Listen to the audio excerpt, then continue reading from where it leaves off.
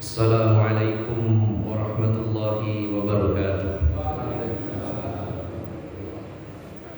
Alhamdulillahi rabbil alamin, wal 'aqibatu lil muttaqin, wala 'udwana illa 'alal zalimin. Wa asyhadu an la ilaha illallah wahdahu la syarika lah, wa asyhadu anna Muhammadan 'abduhu wa rasuluhu la nabiyya ba'dah. Sallallahu alaihi wa ala alihi wa ashabihi wa tabi'in wa tabi'in tabi'in wa man tabi'ahum bi ihsan ila yaumiddin. Wa qala Allah ta'ala fi kitabihil karim, ya ayyuhalladzina amanu taqullaha haqqa tuqatih wa la tamutunna illa wa antum muslimun. Amma ba'd. Para alim ulama, para ustaz, para sesepuh, bini sepuh yang senantiasa saya hormati, bapak-bapak dan ibu-ibu serta saudara-saudari jamaah Masjid An-Nur yang dirahmati Allah Subhanahu wa taala. Alhamdulillah, pada pagi hari ini kita sangat bersyukur kepada Allah Subhanahu wa taala masih dalam keadaan beriman kepadanya, masih dalam keadaan setia mengikuti risalah Rasulullah Muhammad SAW, dan masih diberikan semangat untuk hadir melaksanakan sholat subuh berjamaah di masjid ini, dan diberikan kemauan serta niat yang kuat untuk hadir di dalam majelis ilmu. Mudah-mudahan semua yang telah kita lakukan menjadi amal yang soleh yang diterima di sisi Allah Subhanahu wa taala, menjadikan beratnya timbangan kebaikan kita di mizannya Allah Subhanahu wa taala, menjadi sebab dimudahkannya hisab kita di sisi Allah Subhanahu wa taala, dan menjadi sebab dimudahkannya kita menggapai surganya Allah Subhanahu wa taala.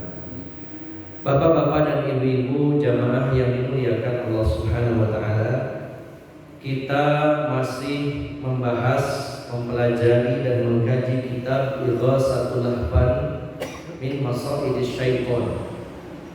Bagaimana caranya menyelamatkan hati dari segala trik, tipu daya dan muslihat syaitan.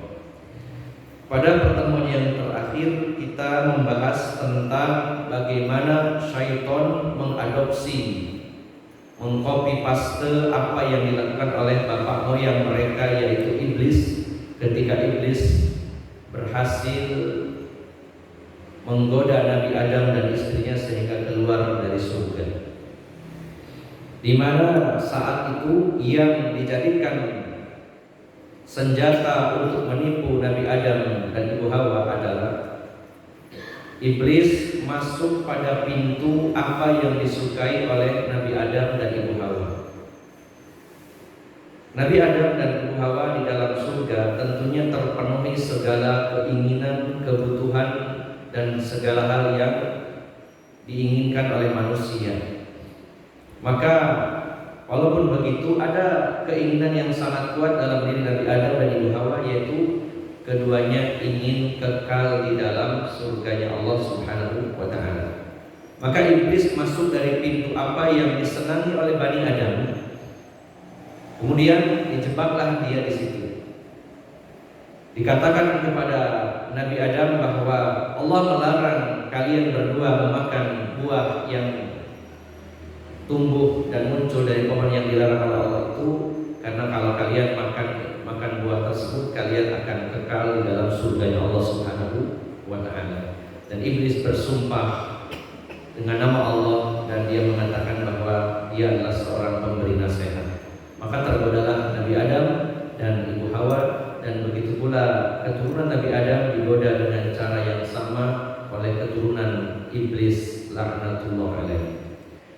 Memasuki poin berikutnya, faslun wa awal, yaitu faslun, pasal berikutnya adalah wa min kailihi al-ajib annahu yushamun nafs.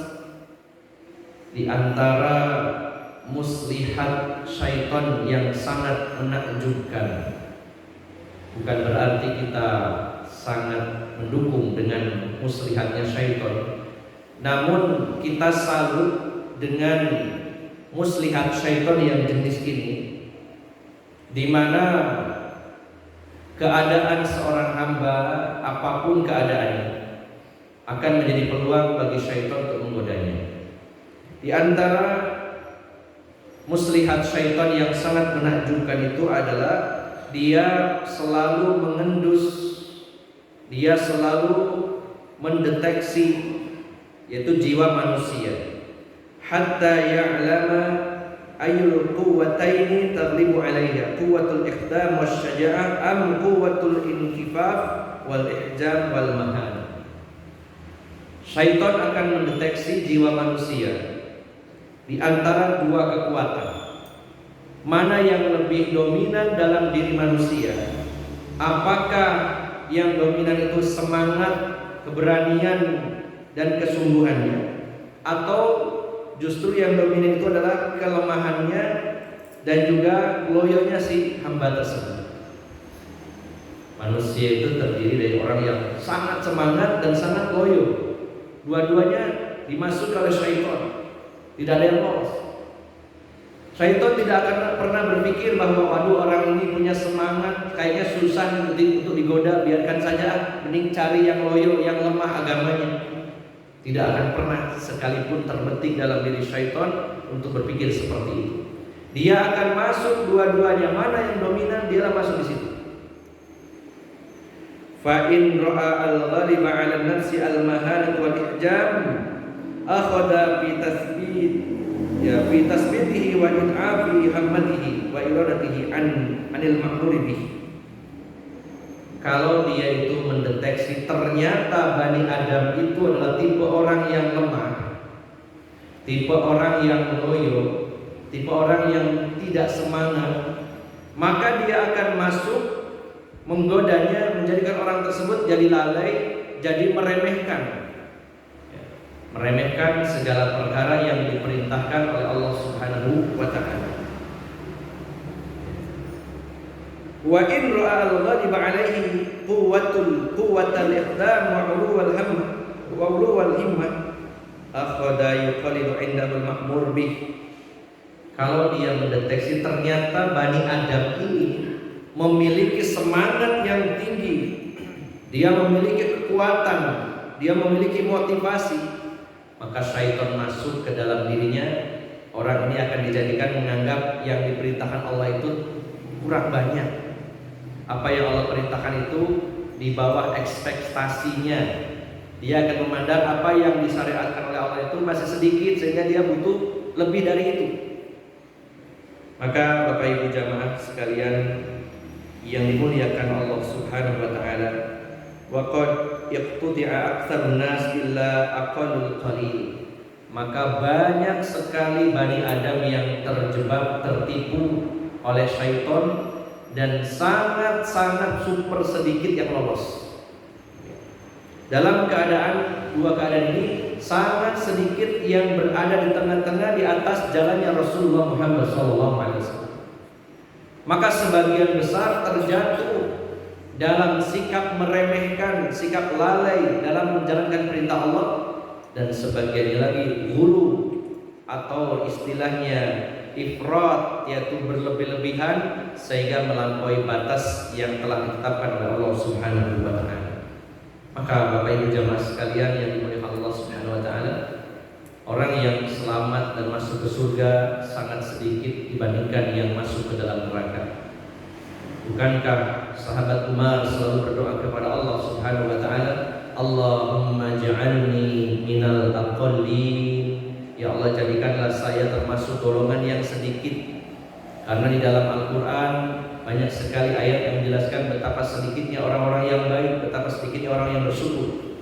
Wa qalilun min ibadiyas syakur, kata Allah, sangat sedikit sekali hamba-hamba yang bersyukur. Disaring dari Bani Adam ini yang jumlahnya miliaran, sedikit sekali yang lolos dari sikap meremehkan dan sikap berlebih-lebihan. Kita jumpai di lapangan, di dalam kehidupan masyarakat, kalau orang itu tidak melalaikan syariat Allah, maka dia berlebih-lebihan dalam menjalankan syariat Allah Subhanahu wa ta'ala. Mereka merasa kurang dengan apa yang sudah disampaikan Rasulullah Muhammad SAW. Dan medan ini sangat-sangat luas. Sampai beliau Imam Ibnu Qayyim al-Jauziyah rahimahullah menulis 3 halaman mencontohkan bagaimana sikap meremehkan dan berlebih-lebihan. 3 halaman. Namun di akhir tulisan beliau mengatakan ini hanya sangat sedikit yang bisa saya contohkan karena terlalu banyak bagaimana bentuk meremehkan Bani Adam terhadap perintah Allah dan bagaimana mereka berlebih-lebihan dalam menjalankan perintah Allah Subhanahu wa ta'ala. Beberapa di antaranya saya sebutkan, saya bacakan di sini. Di antaranya faqaumun qassara bihim al-ityanu biwajibatit taharah wa qaumun tazawaza bihim ila mujawazatil haddi wal waswas. Di satu kaum ada satu kelompok orang yang sangat meremehkan dalam hal bersuci. Berapa banyak orang itu meremehkan tentang najis. Coba kita perhatikan di tempat-tempat umum, banyak orang yang meremehkan. Contohnya sendiri satu bab taharah, yaitu dalam membersihkan najis. Berapa banyak orang-orang yang pipis tidak membersihkan pipisnya atau tidak, apa namanya istilahnya, cawi di terminal cukup diselipkan di antara ban mobilnya, ya, kemudian di pinggir jalan, ya. Banyak sekali orang-orang yang tidak memperhatikan kesucian badannya dan pakaiannya, sangat-sangat meremehkan, ya. Dia mengumbar apakah itu najis atau hadas tidak peduli. Banyak orang yang seperti itu meremehkan. Tapi syaitan masuk kepada orang yang bersemangat untuk bersuci tapi kebablasan sehingga muncul was-was. Sudah wudu, dia berpikir kayaknya tadi itu terasa trit, batal wudu lagi. Setelah wudu baru berjalan beberapa langkah, trit, terasa trit terus, ya. Sehingga wudu terus. Waktu sholat juga begitu. Bahkan saya pernah mungkin menyampaikan kisah ada seorang dinasnya mungkin kepala di Kemenang. Istrinya pegawai KUA, ini orang yang secara agama punya basic agama yang lumayan. Beliau termasuk pejabat penting di provinsi dan juga dinasnya di Kemenang. Saya berkunjung ke rumahnya, konsultasi kepada istrinya, konsultasi kepada saya. Ustaz, suami saya itu sangat ekstra dalam masalah toharoh, dalam masalah najis. Saking hati-hatinya, dia itu susah untuk melakukan aktivitas ibadah. Jadi di dalam rumah itu selalu ada sandal khusus yang dipakai oleh suami saya. Karena dia berpikir dulu, Pak Tukang, waktu bangun rumah ini airnya nggak jelas, yang dibuat ulu itu air najis apa air suci. Itu Pak. Terus kalau mandi janabah itu kurang marem, takutnya ada kulit yang nggak tersentuh, dia jebur masuk jeding.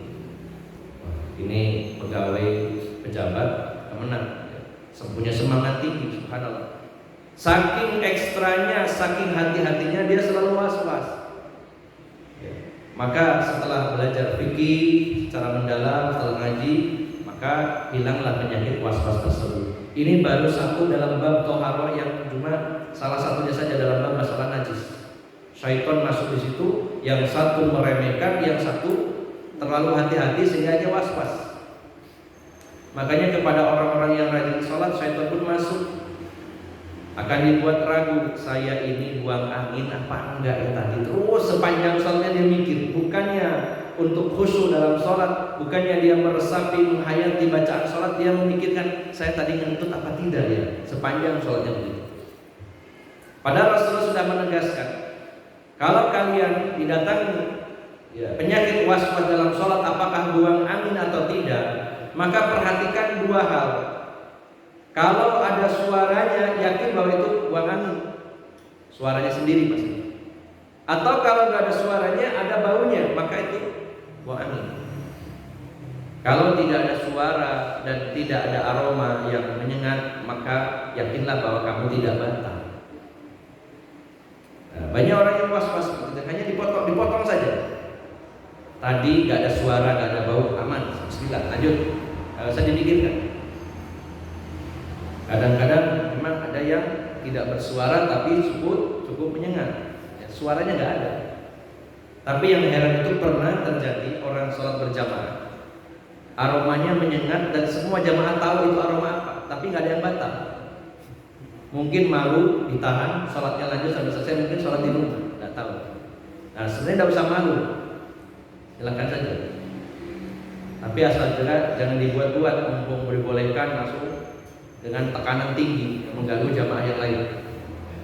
Biasa saja. Kalau memang harus keluar ya keluar, walaupun dia imam, tidak masalah. Jangan sampai kita was-was. Kalau tidak ada suaranya, tidak ada aromanya, selesai, diputus di situ. Maka syaitan akan masuk pada wilayah orang-orang yang semangat, dia akan selalu ekstra hati-hati yang berlebihan sehingga muncul was-was, dan kepada yang lain akan dibuat dia meremehkan. Kemudian wa qaumun qassara bihim an ikhrajil wajib minal mal wa qaumun tajawaza bihim hatta akhraju jami'a ma fi aydihim wa qa'adu kullan 'alan nas mustashrifina ila ma bi aydihim. Syaitan akan mendatangi orang-orang yang pelit untuk mengeluarkan harta, dijadikan dia benar-benar pelit. Jangankan membayar zakat itu sedekah saja. Jangankan bersedekah, zakat saja yang wajib, dia tidak akan pernah mau. Dibuatlah orang-orang yang terlalu sayang dengan hartanya menjadi semakin pelit dan tidak akan mau mengeluarkan hartanya. Tetapi bukan berarti orang yang dermawan, yang lemah lolos begitu saja. Setan akan datang masuk kepada orang-orang kaya sehingga dia akan menghambur-hamburkan hartanya dengan alasan sedekah sampai dia kehabisan harta dan meminta-minta. Saya pernah dicurhati orang di Kalimantan, ada orang kaya raya jatuh miskin gara-gara sedekah. Terus saya kaget, bukankah sedekah itu semakin kaya? Gimana enggak miskin Ustaz ya? Punya motor Vario, sedekahkan nanti datang Avanza, disedekahkan. Ya. Ternyata nggak datang Avanzanya, berarti kurang banyak, sedekahkan lagi terus sampai habis. Orientasinya sudah dunia supaya datang yang lebih besar, akhirnya habis hartanya. Ngasih 1 juta nanti akan balik kalau 10 juta, akhirnya saudara kalau 1 juta ternyata nggak balik-balik, oh kayaknya kurang banyak, tambah lagi 5 juta, oh ternyata nggak balik lagi, kurang lagi, tambah itu sampai habis. Syaitan masuk dari situ dan merusak niat dari orang yang bersedekah, bukan ingin dapat pahala, ingin dapat balen atau ingin dikembalikan ke Allah di dunia ini. Maka syaitan akan masuk dalam masalah harta kepada orang yang pelit, semakin pelit, yang loman akan dibuat tablas dia dalam kedermawanan. Kemudian Bapak Ibu jamaah sekalian yang dimuliakan Allah Subhanahu wa taala, sebagian lagi orang ada yang terjatuh dalam meremehkan urusan makanan. Artinya bagi dia ini makanan nggak boleh, ini termasuk tidak zuhud. Ada orang yang memang membatasi dirinya untuk tidak makan, bukan karena dia, tapi karena keyakinan. Kalau saya makan yang enak-enak, takutnya nanti lalai. Sehingga sebagian dari sekte tasawuf, sebagian yang tidak semua, ada yang menghindari makan makanan yang enak seperti daging, nggak boleh. Kalau makan daging nanti berlebih-lebihan.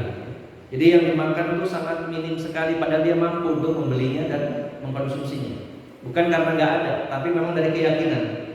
Ya. Alasannya supaya jadi orang yang zuhud, tidak cinta dunia, sehingga dia seolah-olah mengharamkan makanan yang dihalalkan oleh Allah Subhanahu wa taala. Maka dia sangat minim dalam makan, sampai dimakan tuh daun-daunan rambat tiap hari.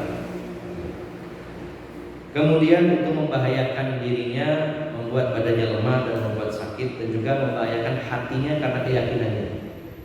Sementara yang lainnya, ada orang yang senangnya makan terus berlebihan, bahkan sampai mereka memakan harta yang haram. Sesuatu yang mubah saja kalau berlebihan itu memudaratkan. Tidur itu baik, tapi terlalu banyak tidur itu mudarat. Makan itu baik, tapi terlalu banyak makan itu juga mudarat.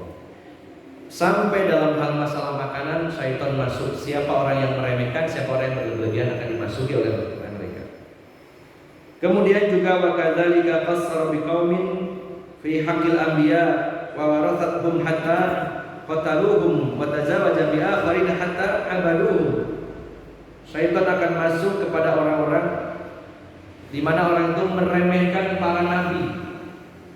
Bahkan sampai di antara manusia ada yang membunuh para nabi dan rasul.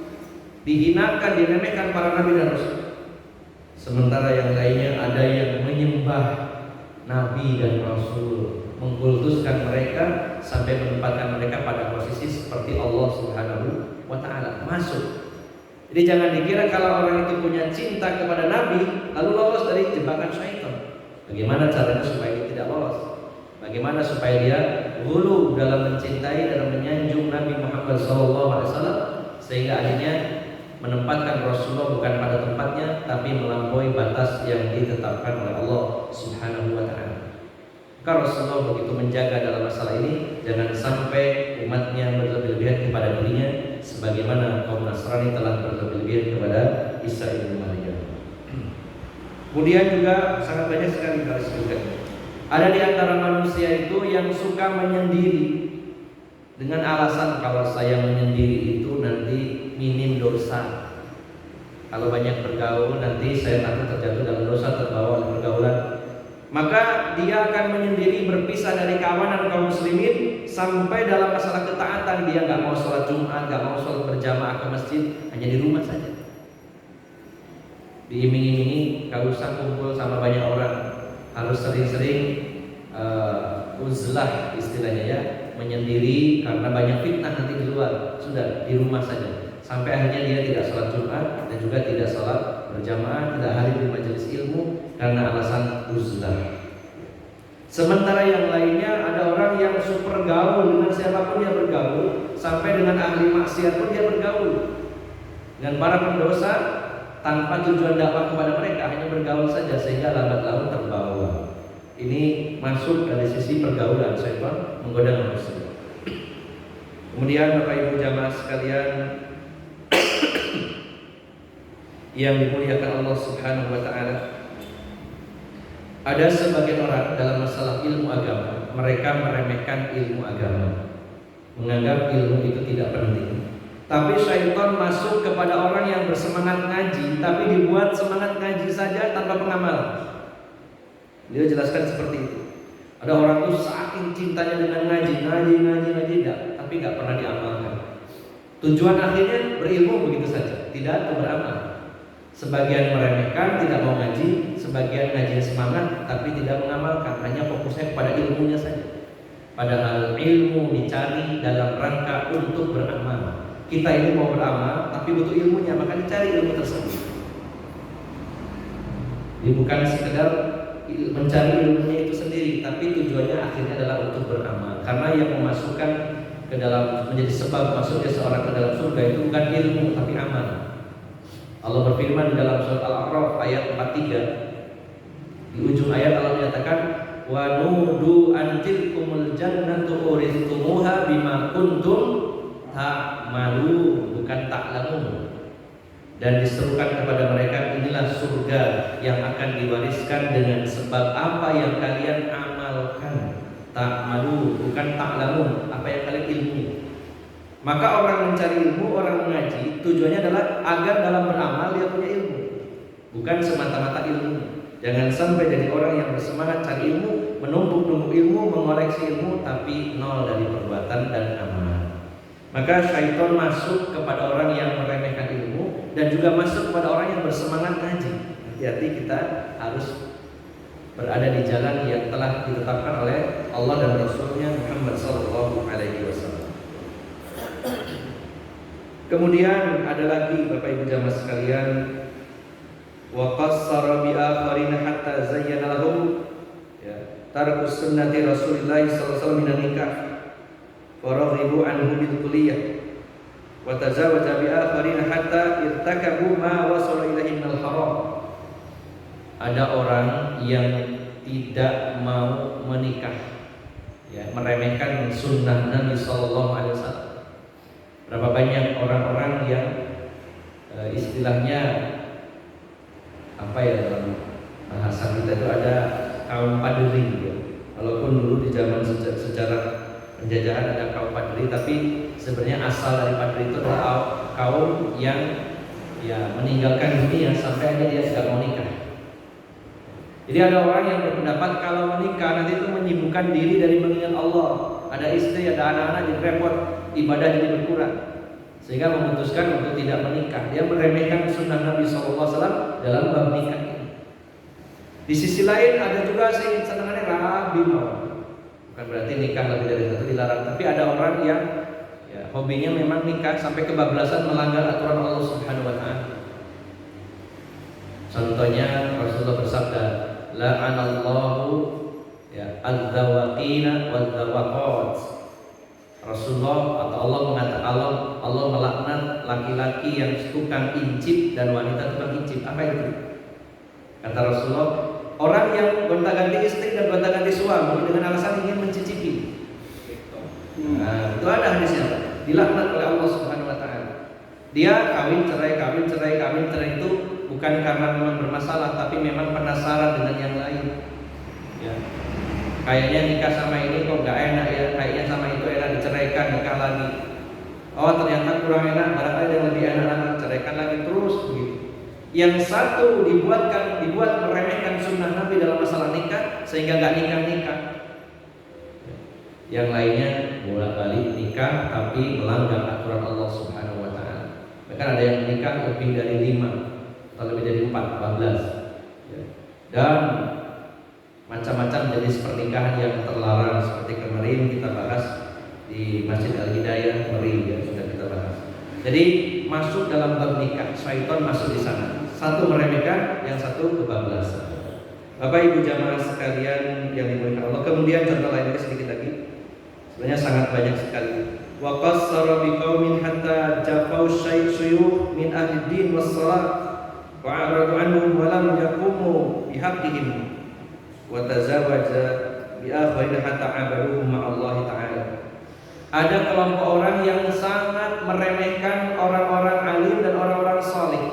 Diremehkan, enggak dianggap, tidak ada hormat kepada mereka, tidak ada kepada mereka.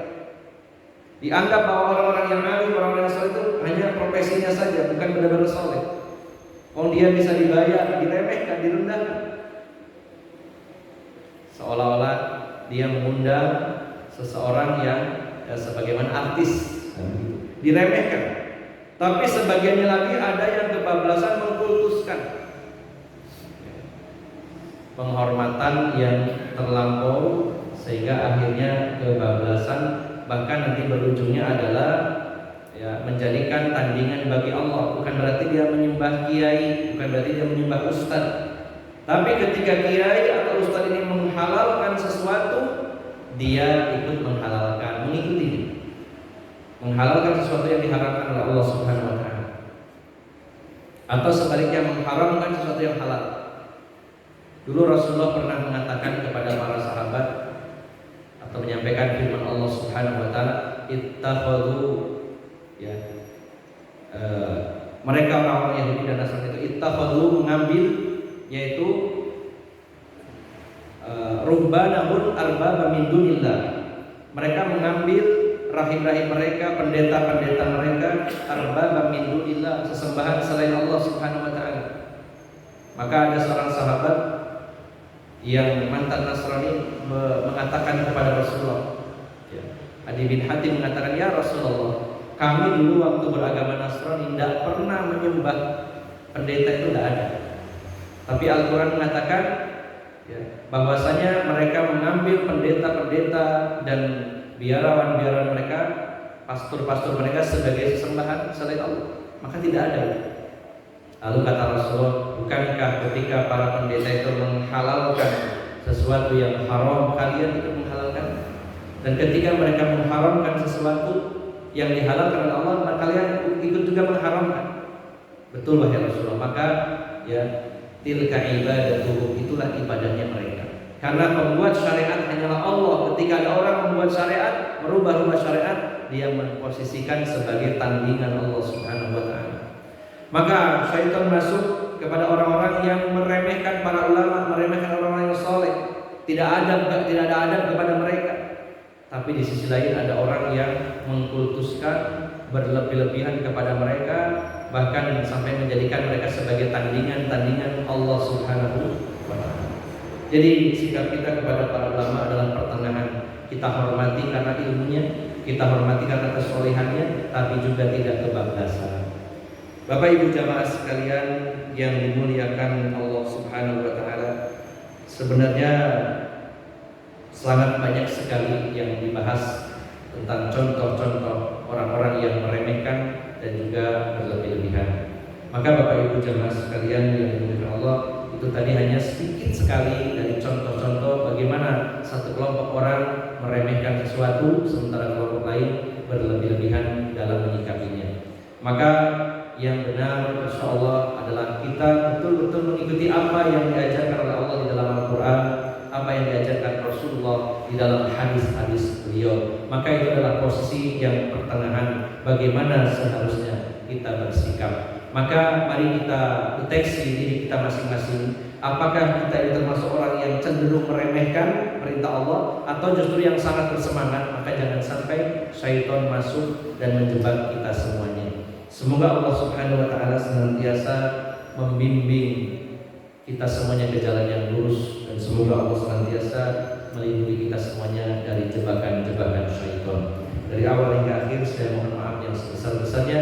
Aqulu qouli hadza wa astaghfirullah li wa lakum wa akhiru da'wana alhamdulillahi rabbil alamin. Wassalamualaikum